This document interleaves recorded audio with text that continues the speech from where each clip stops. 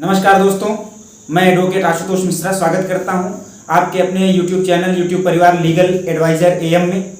जहां हम सभी लोग लीगल अपडेट्स के साथ साथ लॉज और बायलॉज पर चर्चा करते हैं। उसी क्रम में जैसा कि कल हमने एक वीडियो बनाया था जो कि छत्रपति साहू जी महाराज विश्वविद्यालय के कुलपति विनय पाठक जी के भ्रष्टाचार और जबरन वसूली के मामले से संदर्भित था, उसी विषय पर एक बड़ी खबर आई है अभी जिला और सत्र न्यायालय कानपुर से। उसी खबर के साथ हम इस वीडियो में आपसे जुड़ रहे हैं। बहुत ज़्यादा लंबा विषय नहीं है, छोटा सा विषय है, लेकिन फिर भी आपसे निवेदन है कि अगर अभी आप चैनल पर नए हैं या अभी तक आपने चैनल को सब्सक्राइब नहीं किया है तो तुरंत बेल आइकन दबाइए और चैनल को सब्सक्राइब कीजिए ताकि आने वाले वीडियोस की अपडेट सीधे आप तक पहुंचती रहे। और चैनल को लाइक कीजिए, अधिक से अधिक शेयर कीजिए ताकि ये जो जानकारी है जनहित में अधिक से अधिक लोगों तक पहुँचती रहे। और इस प्रकार से जो भ्रष्टाचारी कुलपति, इस प्रकार से जबरन वसूली करने वाले कुलपतियों का गैंग चलाने वाले, शिक्षा माफिया के रूप में व्याप्त उच्च शिक्षण संस्थानों में बैठे हुए उच्च पदस्थ लोगों का पर्दाफाश हो सके।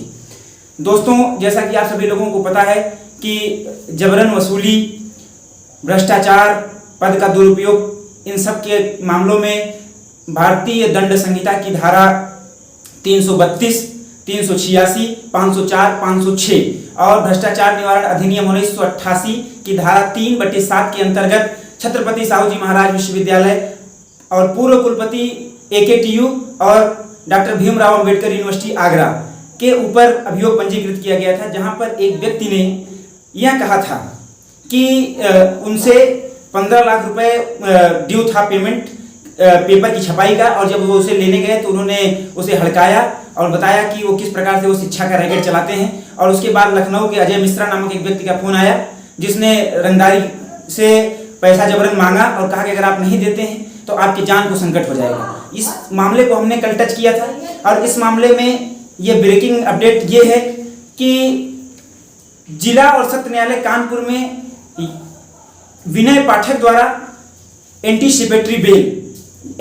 बेल के संदर्भ में आप सभी जानते हैं कि CRPC यानी the code of criminal procedure 1972 के सेक्शन 438 में एंटीसिपेटरी बेल का प्रावधान है, जहां किसी व्यक्ति को अगर यह आश्वासन हो, उसे यह संभव दिखता हो कि किसी अजमानतीय मामले में पुलिस उसे गिरफ्तार कर सकती है, तो वह गिरफ्तारी के पूर्व या गिरफ्तारी होने के बाद भी जिला या सत्र न्यायालय से अथवा उच्च न्यायालय से एंटीसिपेटरी बेल प्राप्त कर सकता है, हाई कोर्ट में एप्लीकेशन डाल सकता है। इसी 438 CRPC के सब क्लॉज 3 का प्रयोग करते हुए विनय पाठक ने आज सत्र न्यायालय कानपुर में एक याचिका दायर की थी एंटीसिपेटरी बेल के लिए, जिस पर सुनवाई के बाद उसकी मेरिट और डिमेरिट को देखते हुए सत्र न्यायाधीश ने उस याचिका को खारिज कर दिया है। और उन्होंने कहा है कि इस प्रकार के मामले जो शिक्षा से संबंधित है, और शिक्षा देश का भविष्य है और देश का भविष्य बनाने वालों की नींव है, और ऐसे नींव पर जो बिल्डिंग बनेगी वो निश्चित तौर से धराशायी हो जाएगी। इसलिए उस नींव में भ्रष्टाचार करने वाले लोगों को भारतीय न्यायपालिका अगर बख्शेगी तो न्यायपालिका के उद्देश्य के साथ अपमान होगा। ऐसा कहते हुए सत्र न्यायाधीश ने उनकी एंटीसिपेटरी बेल को खारिज कर दिया है, जिसका मतलब यह है कि अभी उनकी गिरफ्तारी होना स्वाभाविक है और गिरफ्तारी होगी। और कल हालांकि ऐसा सुनने में आ रहा है कि उनके जो एडवोकेट हैं LP मिश्रा, वो उनको लेकर के इलाहाबाद हाईकोर्ट जाएंगे, जहां पर हाईकोर्ट में वो एंटीसिपेटरी बेल फाइल करेंगे। लेकिन अपडेट यही है और आशा भी यही है कि शिक्षा जो है वो लोकतंत्र की नींव है, और अगर शिक्षा के साथ कोई भी दलाली करता है, शिक्षा के साथ भ्रष्टाचार करता है, तो उसे कड़ी से कड़ी सजा मिलनी ही चाहिए। आप पहले मैं अगर बताना चाहूं तो विनय पाठक की जो प्रोफाइल है, विनय पाठक जब से कुलपति बने हैं हर टर्म में उन्होंने कुछ ना कुछ भ्रष्टाचार किए हैं। जैसे AKTU की जब वो पहले कुलपति बने लखनऊ में